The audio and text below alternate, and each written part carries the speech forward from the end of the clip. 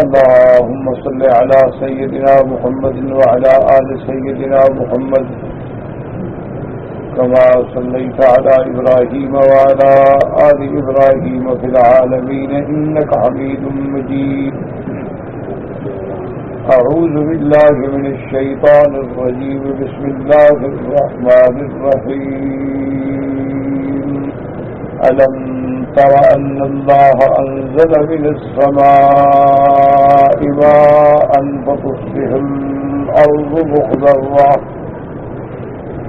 إن الله لطيف خبير له ما في السماوات وما في الأرض وإن الله لهو الغني الحميد. ألم تر أن الله سخر لكم ما في الأرض والفلك تجري في البحر بأمره ويمسك السماء أن تقع على الأرض إلا بإذنه إن الله بالناس لرؤوف رحيم. وهو الذي أحياكم ثم يميتكم ثم يحييكم إن الإنسان لكفور.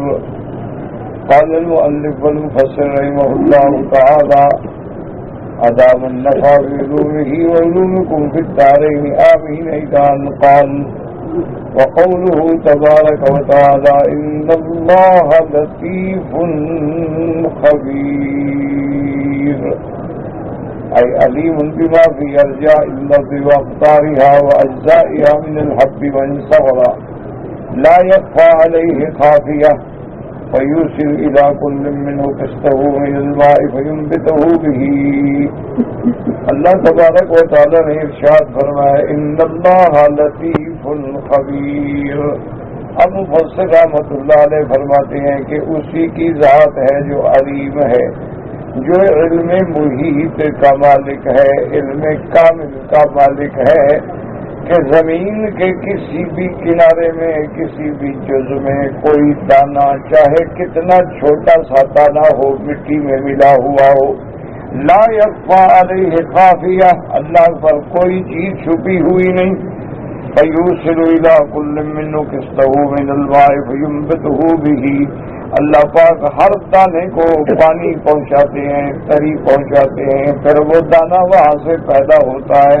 تو زمین میں دانہ آپ کہیں بھی پھینک دیں مٹی میں مل جائے لیکن اللہ سے چھپا ہوا نہیں رہ سکتا ہے. یہ اسی کی حکمت ہے کہ ہر دانے کو اس کی خوراک پہنچتی ہے، غذا پہنچتی ہے، پھر اس کی نشو و نما ہوتی ہے. تو یہ اس کی قدرت کاملہ کی نشانی ہے. جیسے کہ حضرت لقمان نے اپنے بیٹے کو وصیت فرمائی تھی کہ یا بنی انہا ان تک مثقال حبۃ من خردل إن تك مثقال حبة من خردل فتكن في صخرة أو في السماوات أو في الأرض يأت بها الله إن الله لطيف خبير. جیسے کہ حضرت لقمان کے بارے میں اختلاف ہے. بعض علماء فرماتے ہیں کہ نبی تھے، لیکن راجح قول یہ ہے کہ وہ رجل صالح اللہ کے بندوں میں سے تھے، اولیاء اللہ میں سے تھے، نبی.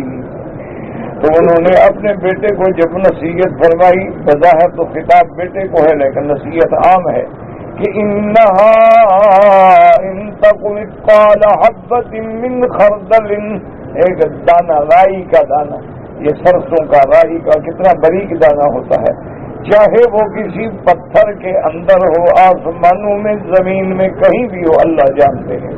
اللہ تبارک و تعالیٰ اس کو پھر رویدگی بخش دے، کیونکہ اللہ تبارک و تعالیٰ جاننے والے ہیں. اللہ تبارک و تعالیٰ ہر چیز کا علم رکھتے ہیں. اسی طرح فرمایا اللہ یسجدوا للہ الذی یخرج الخبا فی السماوات والارض، کہ تم اس کو کیوں نہیں سجدہ کرتے ہو جو آسمانوں اور زمینوں سے چیزوں کو پیدا کرنے والا ہے. تو جو کوئی پیدا کرنے کے قابل ہی نہیں ہے تو وہ کبھی عبادت کے لائق بھی نہیں ہوتا. کہ جو خود مخلوق ہو وہ خالق کیسے بن سکتا ہے؟ جو خود مملوک ہو وہ مالک کیسے بن سکتا ہے؟ جو خود عاجز ہو وہ خدا کیسے بن سکتا ہے؟ تو اس لیے اللہ پاک فرماتے ہیں وما تسقط من ورقة إلا يعلمها ولا حبة في ظلمات الأرض ولا رطب ولا يابس إلا في كتاب مبين. کوئی بھی ورقہ اللہ تبارک و تعالیٰ، کوئی دانہ اندھیریوں میں ہے، زمین میں ہے، وہ خشک ہے، وہ تر، سب اللہ کے علم میں ہے اور اللہ نے کتاب مبین میں لکھا ہے. جیسے فرماتے ہیں وما يعزب عن ربك من مثقال ذرة في الأرض ولا في السماء ولا أصغر من ذلك ولا أكبر إلا في كتاب مبين.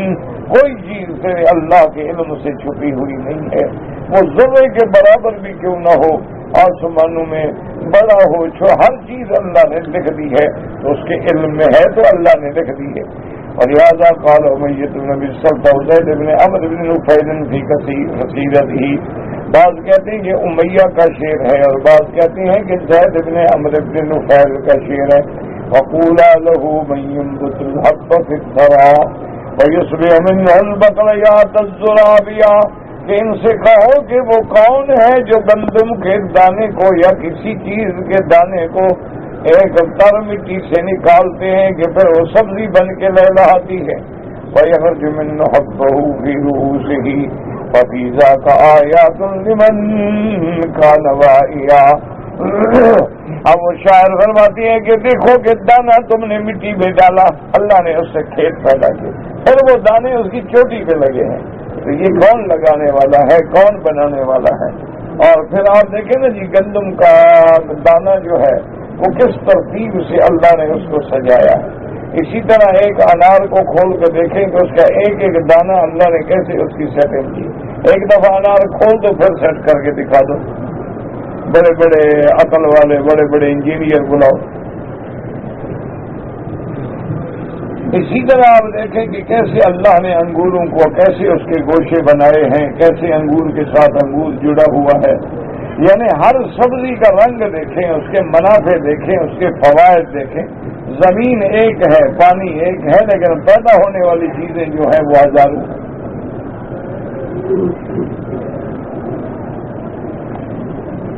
قوله له ما في السماوات وما في الأرض أي ملكه جميع الأشياء وهو غني عما سواه وكل شيء فقير إليه عبد لديه.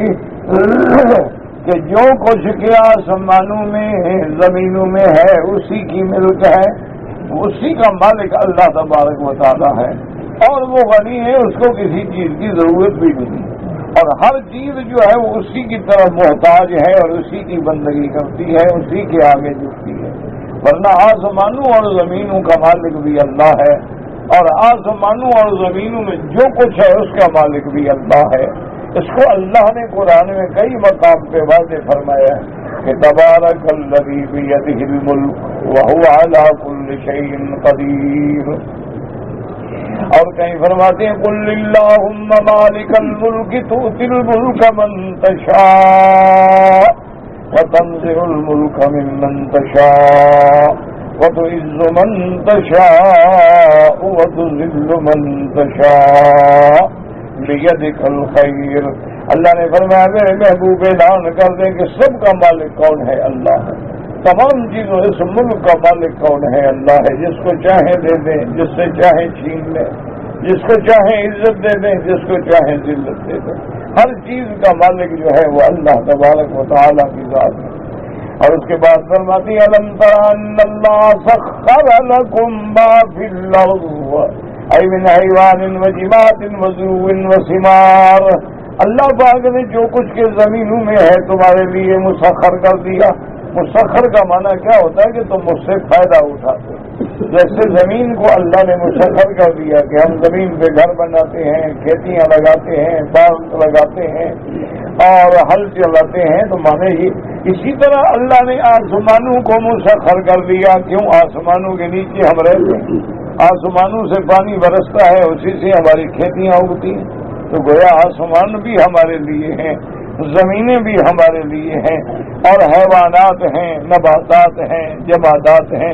اسی لیے آپ دیکھیں نا کہ جب کوئی بندہ زمین پر نہیں رہے گا تو پھر قیامت آ جائے گی، پھر اللہ آسمانوں کو بھی توڑ دیں گے، زمینوں کو بھی پھوڑ دیں گے۔ کہ بندہ ہے ہی نہیں جس کو ضرورت ہے استعمال کرنے کی، جب وہ ہی نہیں ہے تو اب کیا ضرورت ہے اس کے رکھنے کی؟ تو اس لیے پھر اللہ تبارک و تعالی ساری چیزوں کو فنا کر دیں گے۔ تو هو الذی خلق لکم ما فی الارض جمیعا، جو کچھ آسمانوں میں ہے وہ تیرے لیے ہے، اور تجھے اللہ نے اپنے لیے بنایا کہ سب کچھ میرا تیرے لیے ہے، صرف تو میرے لیے ہے، کہ تیری عبادت، تیری بندگی، تیری عاجزی، تیرا تذلل صرف اللہ کی ذات کے آگے ہو اور اس کے سوا کسی غیر کے ساتھ تعلق نہ ہو۔ اور اس کے بعد فرماتے ہیں وَسَخَّرَ لَكُم مَّا فِي السَّمَاوَاتِ وَمَا فِي الْأَرْضِ جَمِيعًا مِّنْهُ، جو کچھ آسمانوں میں زمینوں میں سب تیرے لیے مسخر کر دیا، من احسانہ وفضلہ وامتنانہ، یہ بھی اس کا احسان ہے، اس کا فضل ہے، اس کی منت ہے۔ والفلک تجری بالبحر بامرہ، اسی کے حکم سے کشتیاں دریاؤں میں چلتی ہیں، اے بتسخیرہ وتسییرہ، اے بالبحر الوجاج وتلاطم الامواج تجری الفلک بأعلیہا بريح طیبۃ ورفق وتعودۃ۔ آپ دیکھیں کہ بڑے تلاطم ایسے دریاؤں میں، سمندروں میں جو طوفان والے ہیں، جن کی بڑی بڑی موجیں ہیں، لیکن ان میں کشتیاں چلتی ہیں بڑے آرام سے۔ وَيَعْمَلُونَ فِيهَا مَا شَاءُوا مِن تَجَائِرَ وَبَضَائِعَ وَمَنَافِعَ، اور پھر ان کشتیوں کے ذریعے تمہیں تجارت کا مال پہنچتا ہے، ایک ملک سے دوسرے ملک میں آتا ہے، تو یہ سب کچھ کس کے حکم سے؟ اللہ کے حکم سے۔ من بلد الى بلد وقطر الى قطر، ایک شہر سے دوسرے شہر کی طرف اللہ نے ذریعہ بنا دیا ہے کہ اگر خشکی ہے تو اونٹوں پہ جا رہا ہے، خچروں پہ جا رہا ہے، گدوں پہ جا رہا ہے، اور اگر دریا ہے تو کشتیوں پہ جا رہا ہے۔ سب بندے کے تابع، سب انسان کے تابع ہے کہ اللہ نے انسان کے لیے ہر چیز کو مسخر کر دیا۔ وَيَأْتُونَ بِمَا عِندَ أُولَٰئِكَ إِلَىٰ هَٰؤُلَاءِ کما ذهبوا بما عند هؤلاء الى اولئک۔ اور اللہ کا نظام دیکھیں، ایک چیز ایک ملک میں پیدا ہوتی ہے، دوسرا ملک اس کا محتاج ہے، اچھا پھر وہ چیز اس ملک میں پیدا ہوتی ہے، یہ ملک اس کا محتاج ہے، کوئی کسی کے تیل کا محتاج ہے، کوئی کسی کی کپاس کا محتاج ہے، کوئی کہیں سے گندم لانے کا محتاج ہے، کوئی کہیں سے فرنس آئل خریدنے کا محتاج ہے، کوئی کہیں سے پتھر کا محتاج ہے، کوئی کسی نہ کسی چیز کا اللہ نے ایک دوسرے کو محتاج بنا دیا ہے، تاکہ محتاج ہوگا تو تجارت ہوگی، ضرورت ہوگی تو تجارت ہوگی، اگر ضرورت نہ ہو کون خریدے گا؟ تو سارا نظام جو اللہ نے بنایا وہ سب تیرے لیے۔ اور اس کے بعد فرماتے ہیں یمسک السماء ان تقع علی الارض الا باذنہ، ای لو شاء لعجل السماء فسقطت علی الارض فهلك من فیہا، اگر اللہ آسمانوں کو حکم دے دے تو آسمان گر جائیں، اور آسمان جب گریں گے اور نیچے آئیں گے تو سب کو تباہ و ہلاک کر ڈالیں گے، اس نے اپنی قدرت سے روکا ہوا ہے۔ اس لیے فرماتے ہیں فَلَمْ يَنْظُرُوا إِلَى السَّمَاءِ كَيْفَ بَنَيْنَاهَا، کہ دیکھو آسمانوں کی طرف غور کرو، ہم نے ان کو کیسا بنایا ہے۔ اور کہیں فرماتے ہیں إِنَّا زَيَّنَّا السَّمَاءَ الدُّنْيَا بِزِينَةٍ الْكَوَاكِبِ، اور کہیں فرماتے ہیں وَلَقَدْ زَيَّنَّا السَّمَاءَ الدُّنْيَا بِمَصَابِيحَا، کہ ہم نے کیسے ستاروں سے مزین کر دیا ہے کہ اگر بڑے آدمی اپنے گھروں میں چاندنیاں بنا کے کروڑوں خرچ کرتے ہیں، غریب باہر کھڑے ہو کے آسمانوں کے نظارے کرے اور چاند کے نظارے کرے اور سورج کے نظارے کرے، اور اس کے بعد جو ہے وہ دیکھے کہ کیسے ستارے چمکتے ہیں، یہ سب کچھ اللہ فرماتے ہیں میں نے تیرے لیے کیا ہے تاکہ میرے بندے کی ہر چیز تابع ہو جائے۔ اگر اللہ چاہے تو آسمانوں کو گرا دیں اور سب کچھ تباہ ہو جائے۔ اس لیے فرماتے ہیں ان اللہ بالناس لرؤوف رحیم مع ظلمہم، باوجود اس کے کہ بندے ظلم کرتے ہیں، شرک کرتے ہیں، کفر کرتے ہیں، نافرمانی کرتے ہیں، تکذیب کرتے ہیں، اس کے باوجود اللہ بھی مہربانی فرماتے ہیں۔ فرمایا وَإِنَّ رَبَّكَ لَذُو مَغْفِرَةٍ لِلنَّاسِ عَلَى ظُلْمِهِمْ وَإِنَّ رَبَّكَ لَشَدِيدُ الْعِقَابِ، اللہ اپنے بندوں پہ ان کے ظلم کے باوجود بخشش کرنے والے ہیں۔ تو دعا کریں اللہ ہم پہ بھی رحم فرما، رحم کے علاوہ 1 کروڑواں حصہ بھی ہم سیکنڈ کا زندہ نہیں رہ سکتے۔ ایک آدمی حضرت ذنون مصری جو اللہ کے بہت بڑے اولیاء اللہ میں سے گزرے ہیں، وہ ان کی خدمت میں گیا اور کہنے لگا کہ حضرت میں گناہ گار آدمی ہوں، میرے لیے دعا کر۔ تو حضرت رحمت اللہ علیہ نے فرمایا کہ معلوم ہوتا ہے یا تو اپنے اللہ کی عظمتوں سے، اللہ کی رحمتوں سے نا آشنا ہے، اور یا پھر تو اتنا کاہل ہے، کاسل ہے، سست ہے کہ اب دعا کے لیے بھی دوسروں کو کہتا ہے کہ تم کرو، تم خود کرنا نہیں چاہتے۔ اس نے کہا حضرت یہ بات نہیں ہے، بات یہ ہے کہ میں گنہگار آدمی ہوں، میری زندگی فسق و فجور میں ہے، رات دن گناہوں میں ہے، آپ اللہ کے اولیاء ہیں، اللہ کے ولی ہیں، اس لیے میں عرض کر رہا ہوں۔ حضرت ذنون نے کیسے بڑی بات، آپ نے فرمایا تم کتنے گناہگار ہو جاؤ، ابلیس لعین سے تو برے نہیں ہو۔ کہا تم کتنے گناہگار ہو جاؤ، کتنے ذلیل ہو جاؤ، کتنے زانی شرابی فاسق فاجر بن جاؤ، اس ابلیس لعین کا تو مقابلہ نہیں کر سکتے نا جس نے ساری دنیا کو گمراہ کر رکھا ہے۔ اس نے کہا کہ ہاں حضرت وہ بہرحال میں مسلمان ہوں، انسان ہوں، ابلیس لعین سے تو بہتر ہوں۔ اور میں وہ مالک تو اس کی دعائیں بھی منظور کر دیتا ہے تو تیرے گناہگار کی کیوں منظور نہیں کرے گا؟ تو جو رب کریم ابلیس لعین کی دعا بھی سنتا ہے وہ تیری کیوں نہیں سنے گا؟ کہ ابلیس لعین نے کہا کہ میرا اللہ، اور یہ بھی یعنی اللہ تو جانتے تھے لیکن پھر بھی اس نے کھل کے کہا کہ میں تیرے بندوں کو ہر حال میں گمراہ کروں گا اور ان کے ہر راستے پہ بیٹھوں گا۔ ثم لآتینہم من بین ایدیہم ومن خلفہم، آگے سے، پیچھے سے، دائیں سے، بائیں سے، ہر حال میں میں ان کو گمراہ کر کے جہنم بھروں گا تیری۔ تو اس کے فوراً بعد یہ بھی کہتا ہے کہ انظرنی الی یوم یبعثون، کہ اللہ مجھے مہلت دے دو اس دن تک جس دن تم نے قبروں سے بندوں کو کھڑا کرنا ہے، اس وقت تک مجھے مہلت دے دے، زندگی دے دے، دیکھ میں تیرے بندوں کو کیسے گمراہ کرتا ہوں۔ یعنی کر بھی مقابلہ رہا ہے، کرنا بھی اللہ کے بندوں کو گمراہ کرنا چاہتا ہے، اور مہلت کے باوجود بھی دعا مانگتا ہے، اور اس وقت بھی مالک کہتا ہے انک من المنذرین، جاؤ ہم نے تمہیں مہلت دے دی، لیکن الی یوم الوقت البعد، اللہ آپ نے مہلت دے دی ہے نا، میں پھر تیرے بندوں کو نہیں چھوڑوں گا۔ اللہ اکبر۔ اللہ نے فرمایا فبعزتی وجلالی، کہ اے بدبخت ملعون، مجھے بھی اپنی عزت و جلال کی قسم ہے کہ جب تک بندے توبہ کرتے رہیں گے میں بھی گناہ معاف کرتا رہوں گا۔ کتنا گمراہ تھا۔ تو جو خدا لعین کی سنتا ہو وہ ہماری نہیں سنتا، اس لیے ہے تو بات بزرگوں کی لوگوں کو سمجھ تو کم آتی ہے، پھر وہ مشکل یہ بھی ہے کہ سمجھ نہ آئے نا تو وہ اور مشکل ہو جائے۔ ایک بزرگ نے جو بڑے صاحب علم بھی تھے اور صاحب عبادت بھی تھے، انہوں نے بڑی عجیب بات لکھی ہے۔ انہوں نے کہا کہ شیطان بدبخت جو ہے نا جی، اس میں 3 عین تو تھے لیکن ایک عین نہیں تھی۔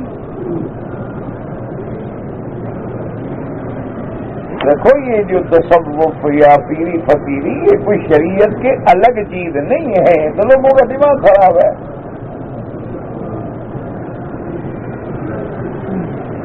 جو صحیح معنی میں تصوف ہے، صحیح معنی میں طریقت ہے، وہ تو دراصل اسی شریعت کے تابع ہے، وہ شریعت ہے۔ یہ جو لوگ بنا رہتے ہیں نا، وہ جی شریعت الگ چیز ہے، طریقت الگ چیز ہے، یہ اندر کی باتیں ہیں، کوئی جان نہیں سکتا ہے، تو پھر اس لیے اللہ نے دین بھیجا ہے کہ کوئی جان نہ سکے تو عمل کیا کرے گا؟ ایک جہالت ہے، یاد ہے۔ جیسے اللہ نے حکم دیا اقیموا الصلاۃ وآتوا الزکوٰۃ، یہ اللہ کا حکم ہے، یہ دین ہے کہ نہیں؟ وہی حکم دیا کہ یا ایھا الذین آمنوا اصبروا، وہی حکم دیا واشکروا، وہی حکم دیا اذکروا اللہ ذکرا کثیرا، وہی حکم دیا قد افلح من زکاہا وقد خاب من دساہا، وہی بتلا دیا کہ ھذا بصائر من ربکم ھدی ورحمہ۔ کیا دیکھو طریقت شریعت جو ہے یہ مانا نہیں کہ نعوذ باللہ متضاد ہے، بلکہ جو طریقت قرآن و سنت کے خلاف ہے وہ گمراہی ہو سکتی ہے، وہ دجالیت ہو سکتی ہے، وہ اللہ کا ولی نہیں ہو سکتا۔ آیت کا تو معنی یہ ہوتا ہے کہ اللہ کا دوست کبھی اللہ کی نافرمانی والے کام کر سکتا ہے۔ اس لیے سمجھیے تو انہوں نے بڑی عجیب اشارے سے بات کی، بزرگوں کی باتیں بعض اشاروں میں بھی ہوتی ہیں۔ انہوں نے کہا اس بدبخت میں 3 عین تو تھے لیکن 4تھی عین نہیں تھی، اگر ہوتی تو بچ جاتا۔ تو شاگردوں کو سمجھنا ہے کہ 3 عین کیا ہوتی ہے اور 4تھی عین کیا ہوتی ہے۔ فرمایا ایک عین ہے عالم والی، بدبخت عالم تو تھا تو علم والی عین تو تھی اس میں کہ ملائکہ کے ساتھ پڑھ رہا ہے۔ ایک عین عابد بھی ہوتی ہے، اتنا بڑا عابد تھا کہ عبادت کرتے کرتے تو وہاں ملائے اعلیٰ میں پہنچا، آسمانوں میں پہنچا۔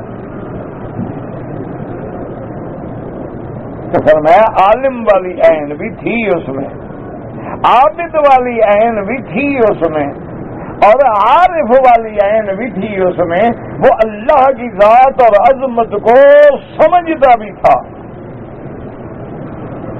اب دیکھیں نا، بادشاہ کبھی ناراض بیٹھا ہو یا حاکم کبھی ناراض بیٹھا ہو یا استاد کبھی ناراض بیٹھا ہو یا پیر کبھی ناراض بیٹھا ہو تو ہر آدمی یہی مشورہ دیتا ہے، بھائی ابھی ہٹ جاؤ، ابھی ہٹ جاؤ، بادشاہ ناراض ہے، استاد ناراض بیٹھے ہیں، ہٹ جاؤ،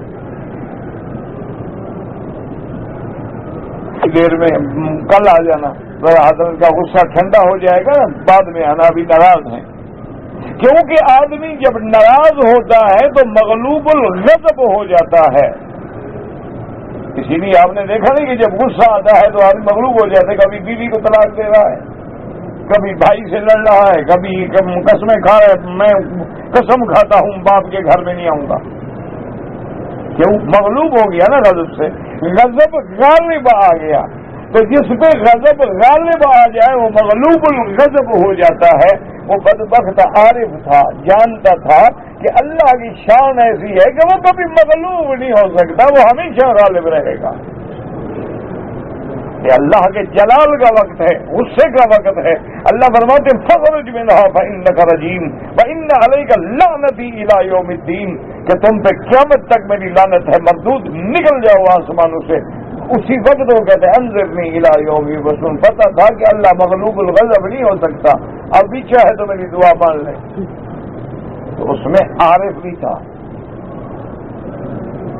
کہ یہ بات سمجھتا تھا کہ بندہ تو مغلوب الغضب ہو جاتا ہے لیکن خدا تو خدا ہے، وہ تو مغلوب الغضب نہیں ہوتا، اس میں تو کوئی غضب غالب نہیں آ سکتا۔ وہ ہر چیز واللہ غالب علی امرہ ولکن اکثر الناس لا یعلمون. اللہ ہر چیز پہ غالب. تو عارف تھا نا, پہچانتا تھا نا اللہ کی عظمت کو. تو تین عین تو تھے. فرمایا بدبخت میں چوتھی عین نہیں تھی. انہوں نے کہا جی وہ کون سی؟ کہا عشق والی عین نہیں تھی. اگر بدبخت اللہ کا عاشق ہوتا تو گستاخی تو نہ کرتا. عاشق کبھی گستاخ نہیں ہوتا. اس کا جوتے بھی مارو تو وہ پھر آ جائے گا. اس لیے ضرورت ہوتی ہے کہ جب وہ عشق آ جاتا ہے. یہی تو کمال تھا نا جی صحابہ میں کہ روٹی نہیں ہے, کپڑے نہیں ہیں, اور کپڑوں کے بجائے بوریاں پہنی ہوئی ہیں. حضور دیکھ کے رو پڑے ہیں. لیکن صحابی کہتا ہے اللہ یا رسول اللہ, اس حال میں جو مجھے لطف آ رہا ہے وہ اس وقت بھی کبھی نہیں آیا میں جب روزانہ صبح و شام اپنی پوشاکیں تبدیل کرتا تھا کہ اب مجھے حضور کی محبت حاصل ہے. حضرت ابو بکر رضی اللہ تعالی عنہ کا یہ حال ہو گیا. حالانکہ مکے کے بڑے تاجروں میں ہیں, بڑے دولت مندوں میں ہیں, لیکن حضرت صدیق کا یہ عالم ہو گیا. حضور کے سامنے بیٹھے ہیں اور بوری لپیٹی ہوئی ہے اور کھجور کے کانٹے لے کے بجائے اس کے بٹن کے کانٹے لگائے ہوئے ہیں کپڑوں میں. اسی وقت جبریل آتا ہے اور کہتا ہے یا محمد ان ربک یکرمک السلام, اللہ نے آپ پہ سلام بھیجے ہیں. اور اللہ فرماتے ہیں کہ میری طرف سے اپنے ساتھی ابو بکر پہ بھی سلام بھیجو. اللہ اکبر. صرف سلام نہیں, آگے سنیں حدیث میں جو لفظ ہیں. حضرت ابو بکر نے پوچھا یا رسول اللہ ان اللہ سمانی, اللہ نے میرا نام لے کر سلام بھیجے ہیں یا ویسے سب بندوں پہ سلام بھیجتے ہیں؟ فرمایا نا ان اللہ سما کا ابو بکر, اللہ نے عرش سے تیرا نام لے کے سلام بھیجے ہیں. اور سلام کے بعد یہ بھی کہا ہے کہ انا راضٍ عنک, ابو بکر میں تو تجھ پہ راضی ہوں. هل انت راضٍ, کیا تم بھی مجھ پہ راضی ہو کہ میں نے تمہیں اس حال میں پہنچا دیا؟ کہاں مکے کا تاجر, کہاں مکے کا شہزادہ, کہاں قریش کا سب سے بڑا آدمی, اور کہاں یہ عالم ہے کہ اپنے کپڑوں میں کانٹے لگا کے بیٹھا ہوا ہے. اللہ نے فرمایا ابو بکر میں تو راضی ہوں لیکن تم اس حال میں راضی ہو؟ وہ بکا ابی بکر, ابو بکر رو پڑے اور کہا انا راضٍ علی ربی, انا راضٍ علی ربی, میرا اللہ میں تو ہر حال میں راضی ہوں. بس میری تو عشق کی تمنا ہی یہی ہے کہ نظر الی وجہ رسول اللہ, کہ چہرہ محمد کا ہو اور آنکھیں ابو بکر صلی اللہ علیہ وسلم. تو اس لیے اصل بات جو تھی نا جی کہ ابو بکر کو یہ منزل مل گئی نا, یہ منزل جب مل گئی تو پھر سب آسان ہو گیا. یہ دیکھا نہیں ہے دنیا میں کوئی آدمی کسی لڑکی پہ عاشق ہو جاتا ہے, کوئی لڑکی کسی لڑکے پہ عاشق ہو جاتی ہے, وہ اپنا وطن چھوڑ کے, ماں باپ چھوڑ کے, بھائی بہن چھوڑ کے, خاندان چھوڑ کے اس لڑکے کے لیے آ جاتی ہے. وہ اپنے ماں باپ کو چھوڑتا ہے, دونوں دھکے کھا رہے ہیں, محل چھٹ گئے, گھر چھٹ گئے, اور جناب کوٹھڑیوں میں پڑے ہیں, جھوپڑیوں میں پڑے ہیں, مزدوری کر رہا ہے, لیکن کہہ رہا جی بس میری محبت مجھے مل گئی, میں کامیاب ہو گیا ہوں. وہ ایک عورت کی محبت اور جن کو محمد مصطفیٰ کی محبت مل جائے, جن کو خدا کی محبت مل جائے, پھر ان کے لیے تم کیا ہو یا دنیا کیا ہے یا پیسہ کیا ہے. اور تو پھر نظر ہی نہیں ہوتی ہے ان چیزوں پہ, کبھی غور ہی نہیں کرتے ہیں, کبھی سوچتے بھی نہیں ہیں کہ یہ کیا چیزیں ہیں. یہ تو ہم نے ان کا نام لے کے ان بزرگوں کو بدنام کر رکھا ہے. ورنہ میں نے پہلے بھی شاید کہا ہوا حضرت سندھی رحمۃ اللہ علیہ مولانا عبید اللہ میرے والد کے استاد سے, حضرت والد صاحب نے ان سے پڑھا تھا حجت اللہ البالغہ, اور دوسرا پڑھا تھا سورت التحریم سے سورت والناس تک قرآن کی تفسیر پڑھی تھی. جبل ابی قبیس پہاڑ پہ رہتے تھے, تو 3 دن حضرت گھر سے باہر نہ آئے. خادم سے والد صاحب نے پوچھا تو انہوں نے کہا کہ حضرت کے گھر میں چونکہ پکانے کے لیے کوئی چیز نہیں, فاقہ اتنا ہو گیا ہے کہ حضرت کھڑے ہو کے نماز بھی نہیں پڑھ سکتے, تو باہر کیسے آئے؟ آج تو جناب مولویوں کے ٹھاٹ دیکھو، سبحان اللہ، گورنر کا دفتر نہ ہو جو مولوی کا دفتر ہو، جو لیٹسٹ ماڈل کا موبائل آئے نا پہلے مولوی کے پاس آئے گا، پھر بڑے آدمی کے گھر میں جائے گا۔ تو جناب ان کے صرف پرفیوم کے جو ہے نا 10-10 ہزار ریال کا مہینے کے خرچے ہیں، ان کے کپڑے دیکھیں، صابن دیکھیں، بات کرنے کے انداز دیکھیں، کوئی بڑے سے بڑا سرمایہ دار بھی اتنی نہیں اکڑے گا۔ حضرت سندھی رحمت اللہ علیہ کے فاقہ کا یہ عالم تھا، فلسفہ فرماتے ہیں کہ میں نے بڑی مشکل سے، اس دور میں بہت مشکل تھی، 10 ریال میں نے اکٹھے کیے، وہ بھی مانگ کے، کسی سے آدھا ریال، کسی سے ریال، اور 10 ریال ملے، اور میں حضرت کے خادم کو دے کے آیا کہ بھی حضرت کے لیے کچھ لے لو۔ اس دور میں 10 ریال بڑی چیز ہوتی تھی، اتنا مٹیریل مل جاتا تھا کہ آدمی کا 1 مہینے 2 مہینے کا راشن آ جاتا۔ فلسفہ فرماتے ہیں کہ دوسرا دن تھا تو میں اسی طرح حرم شریف سے آ رہا تھا اور حضرت حرم سے نکل رہے تھے، سامنے آیا، میں نے سلام کیا، کہا ٹھہر جاؤ، ٹھہر گیا، استاد تھے۔ اللہ اکبر، اللہ اکبر، یہ لوگ تھے، کہاں سے لے آئے ہم ایسے استاد، ایسے علماء، ایسے خوددار، ایسے باضمیر لوگ جو ہیں ہم کہاں سے لے آئے؟ زمین کھا گئی، آسمان کیسے کیسے، کہا تمہیں جرأت کیسے ہوئی؟ یہ میرے رب کا معاملہ ہے، وہ ہمیں بھوکا مارنا چاہتا ہے، ہم بھوکے رہنے پہ راضی ہیں۔ تم کون ہوتے ہو میرے بندے اور خدا کے درمیان میں دخل دینے والے؟ تو میں تمہارے پیسے واپس نہیں کرتا، لیکن خبردار اگر آئندہ تم نے دینے کی ضرورت کی تو پھر میرے پاس کبھی نہ آنا کتاب لے کے پڑھنے کے لیے۔ میں چپ کر کے کھڑا ہوں، کیسے بول سکتا ہوں؟ تم 10 ریال دے کے مجھ پہ احسان کرنا چاہتے ہو، ہم بکتے تو پھر انگریز ہمیں بہت کچھ دینا چاہتا تھا، ہمیں وہ نہ خرید سکا تو تم 10 روپے میں خریدنا چاہتے ہو استاد کو۔ کبھی ضرورت نہ کرنا ہے، بھائی بھوکھا ہوں میں، فاقے میں ہوں، میرا اللہ مجھے رکھنا چاہتا ہے۔ اللہ اکبر، میں نے آپ کو شاید پہلے بھی عرض کیا تھا کہ ایک دفعہ مجھے بھی شامت آئی تھی، والد صاحب رحمت اللہ علیہ زندہ تھے، اور اس دن اتفاق کی بات ہے کہ بڑے خوش بیٹھے ہوئے تھے، تو میں نے دیکھا کہ آج حضرت ذرا خوش ہیں، موڈ میں ہیں،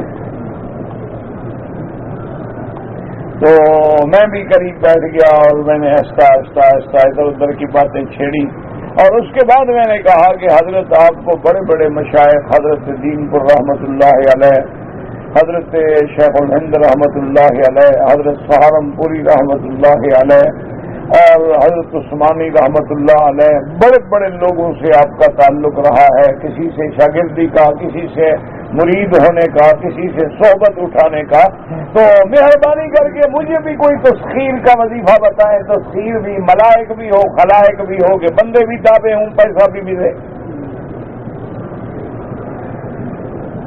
تسخیر جو ہے نا یہ کئی قسم کی ہوتی ہے، لیکن اس چکر میں پڑنا کبھی نہیں، میری بات یاد رکھنا، نہ تویزوں کے چکر میں، نہ جن تابع کرنے کے چکر میں، نہ سونا بنانے کے چکر میں، ورنہ انشاءاللہ کچھ نہیں رہے گا۔ ان چیزوں سے بات رہو، بس جو قرآن حدیث میں ہے وہ بتا دیا کرو، کیونکہ یہ علم ہے اور اس کے لیے بڑی مشقتیں کاٹنی پڑتی ہیں، اور آدمی سے غلطی ہوئی، اور جن تو جن ہے نا، پھر وہ تو جن ہے نا بدبخت، وہ پھر چھوڑتا تھوڑا، وہ تو بس یوں کیا اور بروڑ بیٹھ دیا۔ اس چکر میں کبھی نہ پڑھنا، قرآن حدیث سے باہر نہ جانا۔ تو میں نے کہا حضرت مجھے بھی وظیفہ دو. ایسے ٹیک لگا کے بیٹھے ہوئے سیدھے ہو کے بیٹھ گیا, چہرہ مبارک سرخ ہو گیا, جلال میں آ گئے. کہتے ہیں میں نے سمجھا تھا مولوی مکی میرا بیٹا عالم ہو گیا ہے, مولوی بن گیا ہے, تم تو جاہل ہو. کہتے ہیں میں تو بڑا خوش تھا کہ میرا بیٹا مولوی بن گیا, عالم بن گیا, تقریریں کرتا ہے, لوگ سنتے ہیں. اور تم تو اتنے بڑے جاہل ہو کہ ایک طوائف ہے جو زنا کی دعوت دیتی ہے, اس کو روزانہ یار بھی ملتا ہے, پیار بھی ملتا ہے, شراب بھی ملتا ہے, پیسہ بھی ملتا ہے, اور لعنتی تم خدا کے کعبے پہ بیٹھ کے قرآن پڑھاؤ گے, وظیفے پوچھتے ہو. شرم نہیں آتی تمہیں؟ کہاں وہ باغیہ ہے, زانیہ ہے, فاسقہ ہے, فاجرہ ہے, اللہ کے قانون کو توڑ رہی ہے, لیکن روزانہ شراب کی بوتل بھی پہنچ جاتی ہے, نئے نئے یار بھی پہنچ جاتے ہیں, پیسہ بھی ملتا ہے, میک اپ بھی ہے, سنگار بھی ہے, کاریں بھی ہیں, ان کو تو سب کچھ مل رہا ہے, اور تم اللہ کی توحید کے علم بردار بن کے کعبے میں بیٹھ کے اس کے میراثی بنو گے, اور تمہیں خدا بھوکھا مارے گا. شرم نہیں آتی؟ ابھی تمہارا ایمان اتنا وظیفے پوچھ رہے ہو. وہ دن اور آج کا دن ہمارے وظیفے تو سارے پورے ہو گئے. میں کہا بس ٹھیک ہے جی, بس آ گیا وظیفہ انشاءاللہ. سب سے بڑا وظیفہ یاد رکھو قرآن و حدیث. میرے والد رحمت اللہ علیہ کو علامہ انور شاہ رحمت اللہ علیہ جو اپنے وقت کا محدث تھا, حافظ الحدیث تھا, جس کے حافظے کو امام بخاری کے حافظے کے بعد دنیا نے مانا ہے.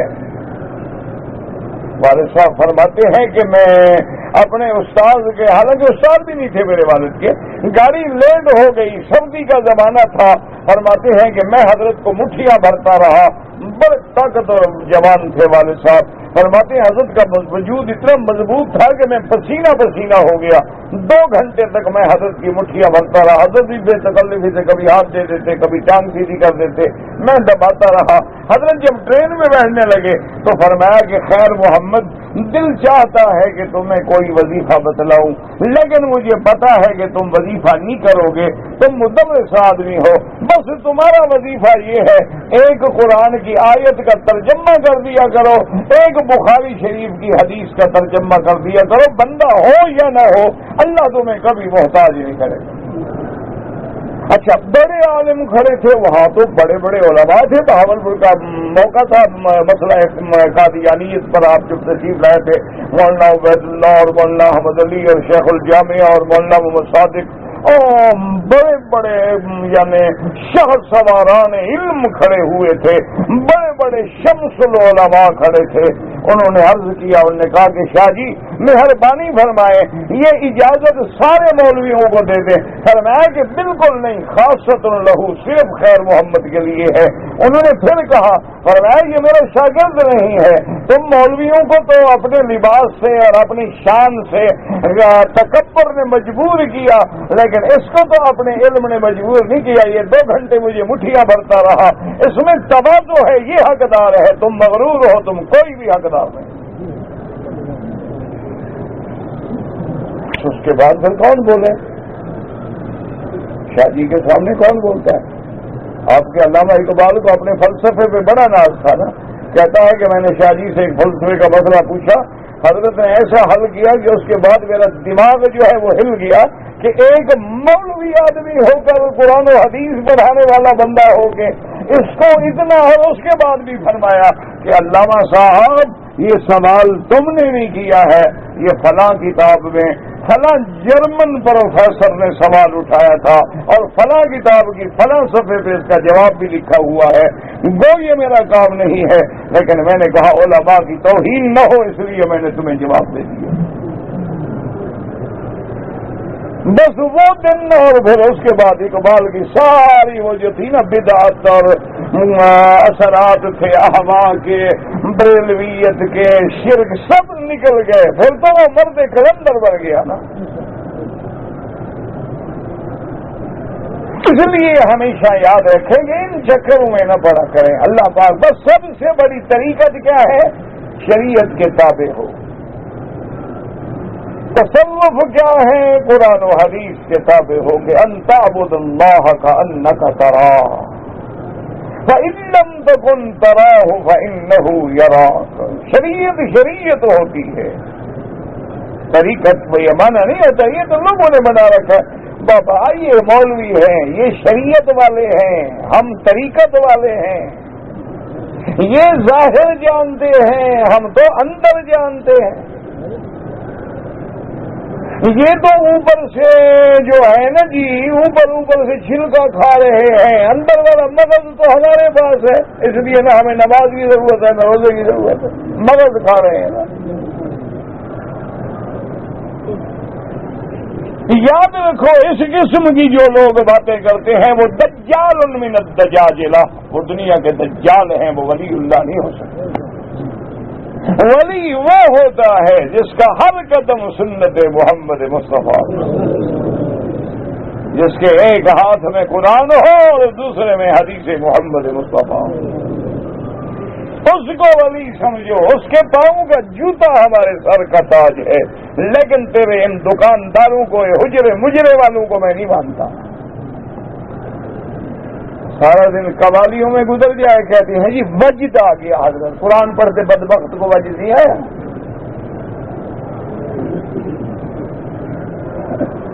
بخاری شریف 30 سپارے پڑھ کے سنا دو، وجد نہیں آتا بدبخت کو.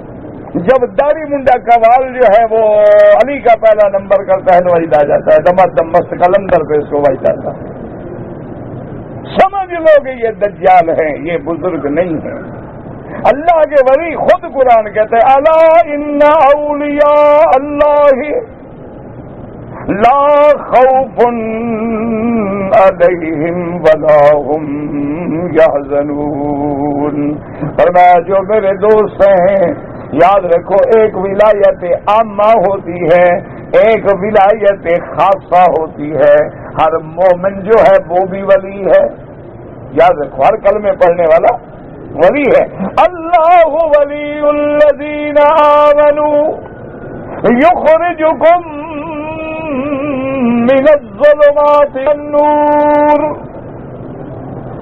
تو یاد رکھیں ہر مومن بھی ولی ہے، لیکن ولایت عامہ ہے اور ایک ولایت خاصہ ہے جس کے بارے میں قرآن کہتا ہے الا ان اولیاء اللہ لا خوف، ان پہ ڈر بھی نہیں، غمگین بھی نہیں. اور میرا اللہ وہ ولی خاص تیرے بندے جو ہیں نشانی کیا ہے؟ فرمایا الذین آمنوا وکانوا یتقون. ان میں دو چیزیں ہوں گی، ایک ایمان اور ایک تقوی. اگر ایمان نہ ہو تو وہ بھی ولی نہیں ہوتا، اور تقوی نہ ہو، غیر عورتوں سے جو مٹھیاں بھروائے وہ ولی نہیں ہوتا، غیر عورتوں سے ہاتھ ملائے وہ ولی نہیں ہوتا، غیر محرم عورتوں کے چہرے پہ نظریں جمائے وہ ولی نہیں ہوتا، جو گانے قوالیاں سنے مجرے حجرے میں جائے ولی نہیں ہوتا. ولی تو کانوا یتقون، جس میں تقوی ہوگا. تقوی نہیں تو ولایت نہیں ہے. یاد رکھو دو شرطیں ہیں، ایمان نہیں تو ولایت. بڑے بڑے جوگی ہیں، کشف تو ان کو بھی ہوتا ہے، ہندوؤں کو بھی ہوتا ہے.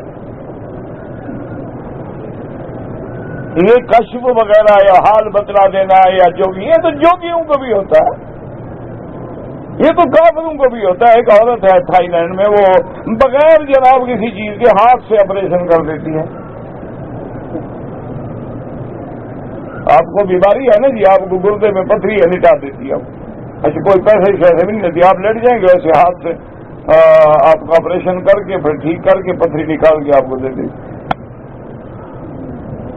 پھر اس کو ولی مان لیں گے، یہ بھی ولایت ہے.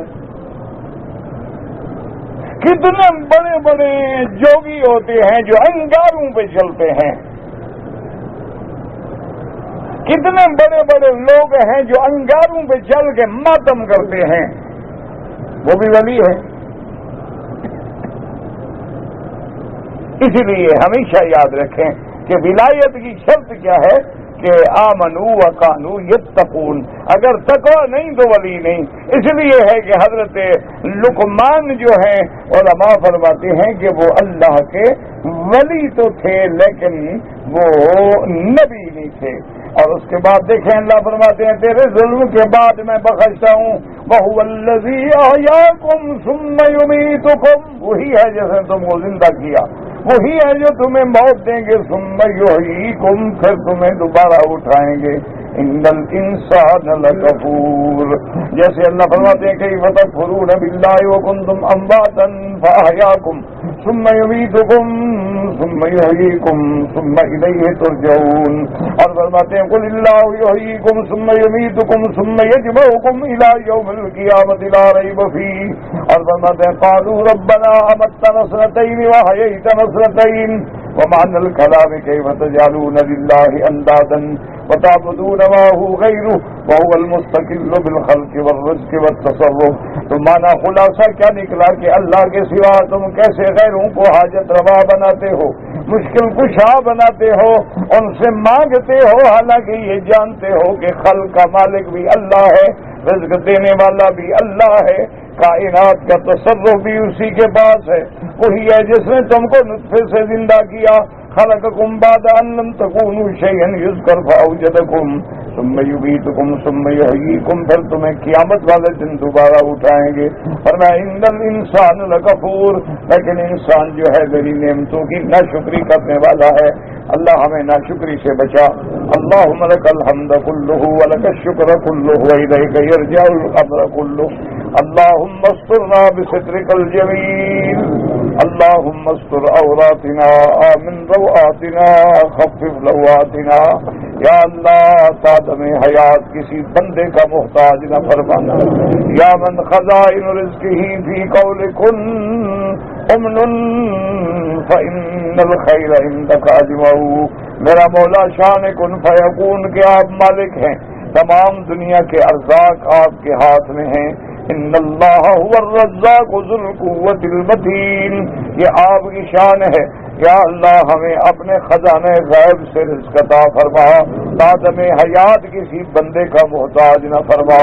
اللہم اجعل خیر ایامنا آخرہ، یا اللہ ہماری آخری زندگی کے دن جو ہیں وہ اچھے بنا دے، اور اجعل آخر کلامنا لا الہ الا اللہ محمد الرسول اللہ، اور میرا اللہ جب موت کی گھڑی آئے تو زبان پہ جاری فرما لا الہ الا اللہ۔ کہتے ہیں جی کہ حاجی عبد الغفار بخش انتقال کر گئے ہیں بنگلہ دیش میں، مولوی عبدالسلام بھی اللہ ان کی مغفرت فرمائے اور درجات بلند فرمائے، اللہم اغفرہم ورحمہم وتجاوز عنہم۔ ٹیلی ویژن گھر میں رکھنا نہ رکھیں تو بہتر ہے، ورنہ علماء ایک شرط پہ اجازت دیتی ہیں کہ اس کا استعمال غلط نہ کرو، یعنی مقصد ہے کبھی خبر سن لی، کبھی کوئی دینی پروگرام ہوتا ہے وہ دیکھ لیا، لیکن بہتر ہے کہ نہ رکھو۔ جب یہ بلا گھر میں آتی ہے نا جی تو پھر مصیبتیں لاتی ہیں۔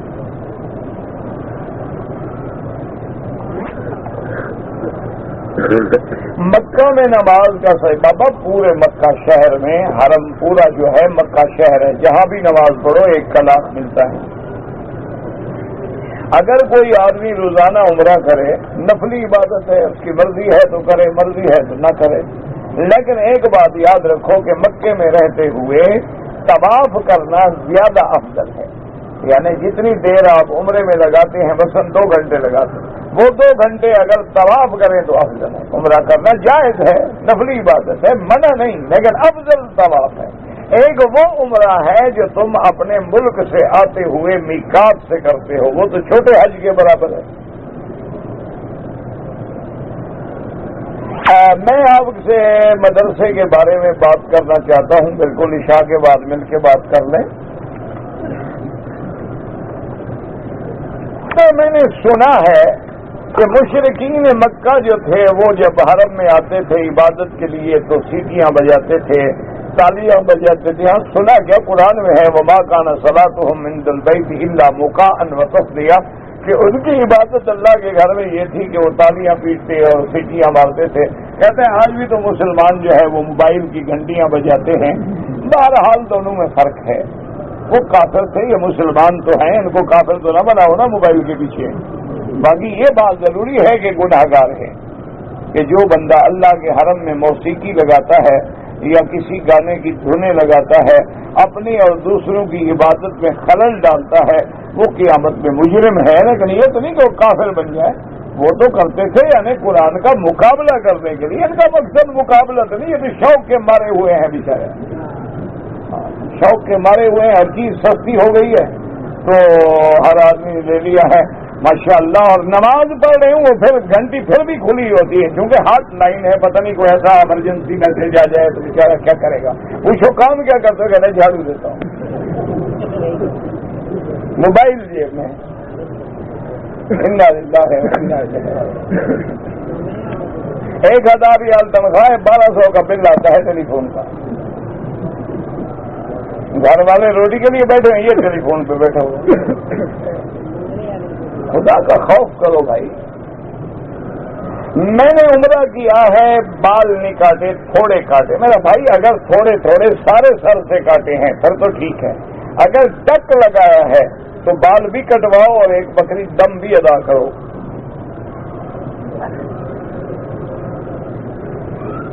میں آپ کے پاس علم حاصل کرنا چاہتا ہوں ماشاءاللہ، پھر میری طرح جاہل بن جاؤ گے. عالم کسی کے پاس جاؤ.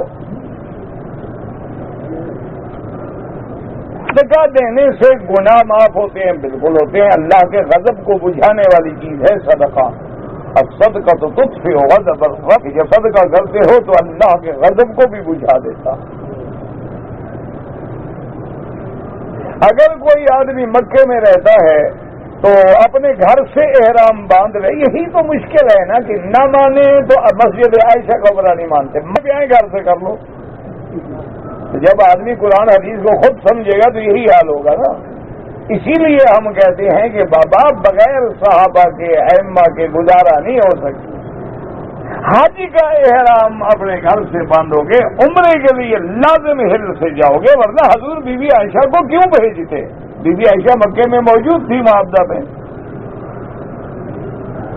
اگر کوئی آدمی مکے میں گناہ کے بارے میں سوچتا ہے، نہیں گناہ نہیں، شرک کے بارے میں، من یرید فیہ بالحاد بظلم، ایسے تو گناہ کے بارے میں بھی نہ سوچا کرو. خیال آ جائے تو استغفار پڑھو، لا حول ولا قوت الا باللہ العلی العظیم پڑھو. تو گناہوں سے بچنے کے لیے سب سے مجرب چیز جو ہے نا، ہر نماز کے بعد بڑا خشوع اور خضوع اور پورے دل کی توجہ سے یہ کلمہ مبارک پڑھ لیا کرو 7 دفعہ، لا حول ولا قوت الا باللہ العلی العظیم. اللہ ہم عاجز ہیں، تیرے بغیر ہمارے پلے میں کیا ہے. میرے بیٹے کی بیماری 6 مہینے سے پتہ نہیں چل رہا. اللہ شفا دے بھائی، اللہ ہر مسلمان کے بچوں کو شفا دے اور بیماروں کو شفا دے اور ظاہری باطنی بیماریوں سے بچائے. سگریٹ پینا حرام ہے؟ ہاں جی بالکل حرام ہے.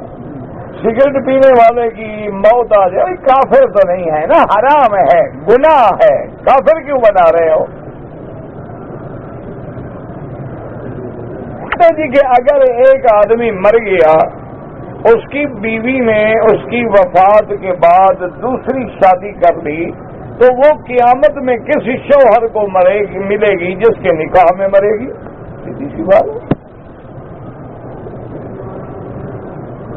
اگر کسی نے وصیت کی ہے کہ میرا عمرہ کرو تو علماء کہتے ہیں کر سکتے ہیں.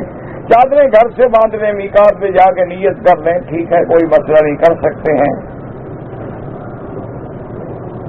کھانے پینے کی کنجوسی کریں، کنجوسی نہ کریں. کلو واشربو، اسراف بھی نہ کرو، کنجوسی بھی نہ کرو.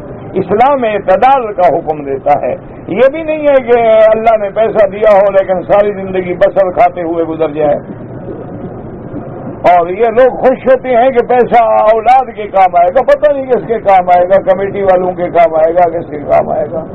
تو اس لیے ایسے بخیل بھی نہ بنو اور ایسے فضول خرچ بھی نہ بنو. اس لیے قرآن اعتدال کا سبق دیتا ہے کہ لا تجعل یدک مغلولۃ الی عنقک، ہاتھوں کو گردن پہ بھی نہ باندھ رکھو، ولا تبسطھا کل البسط، اور ہاتھوں کو کھول بھی نہ دو کہ جو آئے گیا پھر بھیک مانگنے کے لیے کھڑا ہو. نماز تہجد کا وقت کیا ہے؟ عشاء کی نماز کے بعد سے اور صبح کی اذان تک، لیکن افضل وقت جو ہے وہ رات کا آخری حصہ ہے۔ بچہ 4 مہینے کا انڈیا کی حکومت ہسپتال میں گر گیا، یعنی اسٹارٹ ہو گیا، کیا کرو؟ کچھ بھی نہیں۔ 4 مہینے کا تو کچھ نہیں، اس کا جب تک جنازے وغیرہ کا حکم ہے جب بچہ پیدا ہونے کے بعد کی خبریں زندہ ہو۔ اگر پورا بچہ ہے 9 مہینے کا لیکن مردہ پیدا ہوا ہے، کوئی جنازہ نہیں، کچھ بھی نہیں۔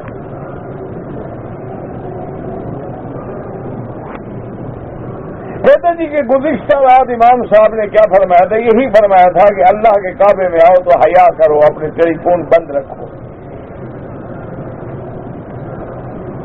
اپنے بیٹے کا نام محمد سبحان رکھا ہے تو 2 نام تو نہ رکھو نا، محمد رکھو یا عبد سبحان رکھو۔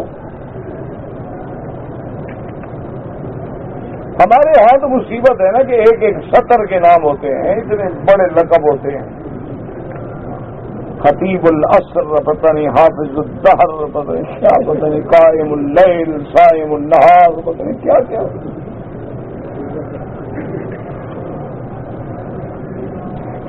کہتے جی آپ کے قریب جو لوگ بیٹھتے ہیں ان کا دل نرم نہیں ہوتا، میرا جو نہیں نرم،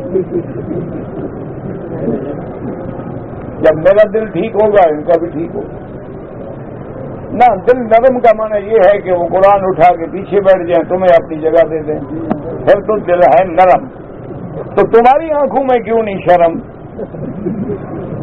کہ وہ طالب ہیں، ان کا حق ہے کہ وہ آگے بیٹھے، تم پیچھے بیٹھو، تم سامنے ہو، تم طالب نہیں ہو۔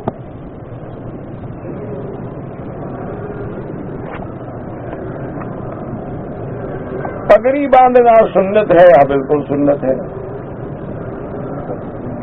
سرکار دو عالم نے ہم پگڑی باندھی ہے، ٹوپی مبارک پہ پگڑی مبارک باندھی جی کہ اللہ فرماتے ہیں اپنی اولادوں کو نماز کا پابند کرو، ہم آپ سے روزی نہیں مانگتے، روزی ہم دیں گے۔ روزی والا بات سمجھ نہیں آیا، کیوں سمجھ نہیں آیا؟ یعنی اللہ نے عبادت کے لیے بھیجا ہے، کمانے کے لیے نہیں بھیجا۔ کون سا مشکل آ گیا تمہیں سمجھ نہیں آیا؟ نماز پڑھتے ہوئے نگاہ کہاں رکھیں؟ سجدے کی جگہ پر۔ آج کل تو ٹیلی فون پہ ہوتی ہے نا، نماز میں کھڑا ہے، فکر اوہ اس کی گھنٹی آ گئی، ساری نماز ختم، انشاءاللہ جیسے آیا تھا اسی طرح خالی واپس۔ الذین هم فی صلاتہم خاشعون، خشوع بھی تو ضروری ہے نا نماز میں۔ اگر میں طواف کرتے ہوئے بھول گیا کہ 7 چکر کیے ہیں یا 6 کیے ہیں، تو جو تمہارے دماغ میں غالب گمان ہے اس پہ عمل کرو۔ حاجیوں کے ساتھ کام کرتا تھا، میں نے مینا سے 10 بجے صبح احرام باندھا، وہاں سے عرفات چلا گیا، ٹھیک ہے کوئی بات نہیں، مینا بھی حرم ہے، مکہ بھی حرم ہے، آپ مکے سے احرام باندھتے وہی بات ہے، مینا سے باندھا وہی بات ہے جی کہ موذی اور حرام کیڑے مکوڑے جو جانور ہیں ان کو مار سکتے ہیں، حرم میں بھی مار سکتے ہیں۔ دم دینے کا کیا طریقہ ہے؟ منڈی میں جا کے ایک بکرا خریدیں، ذبح کریں، گوشت بنائیں، غریبوں کو تقسیم کر دیں۔ آپ نے پیسے جو قومی بچت پہ رکھے ہیں اگر اس پہ سود ملتا ہے تو سود لینا حرام ہے۔ کہتے جی ہمارے ملکوں میں اذان سے پہلے صلاۃ و سلام پڑھتے ہیں، وہ بدعت ہے۔ حضرت علی کی قبر کہاں ہے؟ نجف اشرف میں ہے۔ نماز پڑھتے ہوئے وسوسے آتے ہیں تو اچھی بات ہے، ایمان کی علامت ہے نا، اندر ایمان نہ ہو تو شیطان چوری کیا کرے گا؟ یہ تو اچھی بات ہے، کوئی بری بات نہیں ہے جی کہ ہم کوشش تو کرتے ہیں کہ عورتوں کو نہ دیکھیں، ہاں اگر اچانک نظر پڑے جھکا لو، سر سے لے کر مغرب تک حنفی مسلک والے حضرات نفل نہ پڑھیں، بعد میں پڑھیں، باقی ائمہ کے نزدیک حرم میں جائز ہے۔ کعبہ شریف سے عمارت اونچی بنا دی جائے کوئی حرج نہیں، پھر تو آپ ہوائی جہاز میں بھی سوار نہ ہوا کریں، وہ بھی کعبے سے بہت اونچا اڑتا ہے، وہ 40,000 فٹ پہ جاتا ہے۔ یہ کیا عقل ہے؟ اونچا ہونے سے کیا ہوتا ہے؟ اصل اونچا وہ ہے جس کو خدا اونچا کرے، اور کعبہ تو 7ویں آسمان تک ہے، اس سے اونچی کوئی چیز بن سکتی ہے؟ سب اعتراض کر رہے ہیں نا جی، بعد میں خیال آتے رہیں۔ اگر 1000 مرتبہ قل هو اللہ احد پڑھیں بالکل پڑھیں، 1,00,000 دفعہ پڑھو، فائدہ کیا ہے؟ قرآن ہے، ایک ایک حرف پہ نیکی ملے گی۔ مسجد خیف میں کہتے ہیں انبیاء کی قبریں ہیں، غلط روایات ہیں۔ سود کا پیسہ آیا ہے، بغیر ثواب کی نیت کے غریبوں کو دے دیں، یا مساجد کے مدارس کے حمام لیٹرین وغیرہ بنوا دیں۔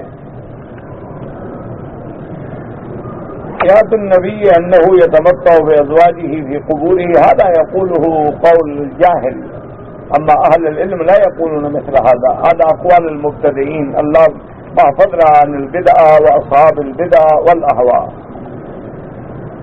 اگر مرد یا عورت جراب پہنے عمرے میں بالکل نہیں، دم پڑ جائے گی۔ بعض عورتیں جو ہیں اندر جین پہنے ہوئے ہیں اور اوپر سے برقع پہنے ہوئے ہیں، تو آپ کو اندر کیسے نظر پڑ گئی؟ آپ اسی کام پہ ہیں، اسی ڈپٹی پہ ہیں، اور کچھ پہنے ہوئے تو ہے شکر کرو۔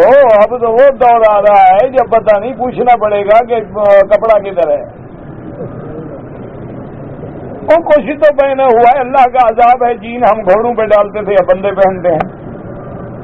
پہلے یہ گھوڑے گدھے کا لباس تھا، اب بن گیا بندوں کا، تو ان کو پہننے تو خدا کا عذاب ان پر خود مسلط ہے، تو اور کیا سزا ہو؟ اتنا موٹا کپڑا پانی نلکے کی طرح بہ رہا ہو، پہنا ہوا جین ہے، یہ تو اللہ کا عذاب ہے، کوئی کپڑا ہے؟